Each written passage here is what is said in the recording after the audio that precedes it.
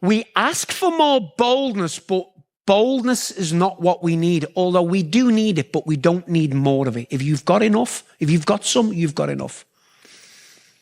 Boldness is not the antidote to fear. Perfect love casts out all fear. We don't necessarily need to grow in boldness. We need a deeper revelation of his love for people around us. Boldness helps us administrate the love. A dear friend of mine, I heard her minister this, and it rocked me. Boldness helps us administrate the love. Boldness helps us do it afraid. Why would we not share our faith? Again, this would sound quite accusational. I'm not presuming anyone in here doesn't share their faith, but I am suggesting in the length of our life, we may go through a season where we're not as active in sharing our faith as we once were or as what we're once going into. So what are the reasons of why we wouldn't share our faith? Well, I guess it's fear of rejection or fear of getting it wrong. Jen and I, many moons back, we prayed for a woman in our church who came to the front. Our pastor was preaching on healing, and Jen and I were part of the prayer team. And our pastor was teaching on healing and then gave a call to the altar, to the front of the church, for anyone who needs healing. And about 12 people, maybe 15 people came forward, and Jen and I were lined up on the platform here with a number of other people in the prayer altar team. And this lady came to us, an African lady.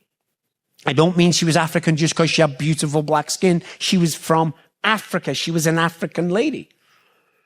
And she came up to us, Pastor Kevin, and out of her mouth and through these tears and this real thick, deep African accent, this is what she said. She said, brain tumors, a week to live. So my wife, who'd been walking with the Lord for 20 plus years longer than me, or maybe 15 years longer than me, I kind of pulled Jen right into play. I said, yeah. So my wife has got a hand on it, and my wife prays, very simple prayer, and then finishes. And I can be completely honest, right? You can be transparent and vulnerable in the house of God, right, amongst family. I'm thinking, crikey, girl, you could have put a bit more oomph into that. You know, I'm thinking, like, you could have put a couple more words onto that. That prayer was about 42 seconds long. I'm new, still radically recklessly radical, whatever way you want to call it. But I'm thinking like, hey, come on. This girl's got a week to live. You know, let's just pray a bit more. But I made sure I had like kind of one hand on her, because if she gets healed, you know, I kind of want to be involved in the success story. I have to be honest, it was just kind of a finger. At least, you know, I want to be in. I want to be involved in this testimony.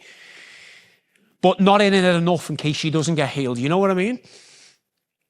So anyway, a week to live, brain tumors. The following week, Jen and I are there. We're always early for church, and we're looking around. Well, I'm always early, and we're now one, so Jen comes with me. And I'm looking for this girl, this woman, because she only had a week, and that's Sunday to Sunday, and she doesn't turn up. And I'm like, wow. And then all of a sudden I started to think of the worst. And she doesn't come to church. The next week she comes into church. So this is 2 weeks, right? So now she's lived a week longer than apparently the diagnosis. So she comes up and I go to her straight away. I said, hey, how are you? She said, they've gone. All the tumors have gone, and I'm jumping up and down and I'm going, I knew God could move through a finger. I knew it.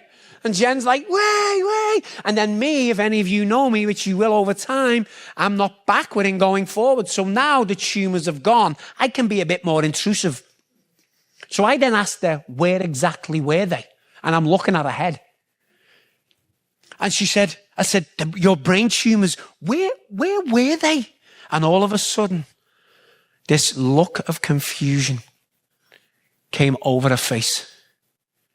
And she went, brain tumours? I said, yeah, you told us 2 weeks ago that you had brain tumours. She went, no. I'm going, yes. She said, no. I said, you told us you had brain tumours. She said, I'm so sorry, it wasn't me. She said, it was my sister.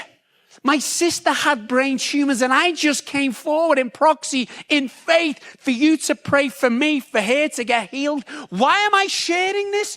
Jen and I prayed for a woman who didn't have brain tumours. We thought she did and someone else got healed.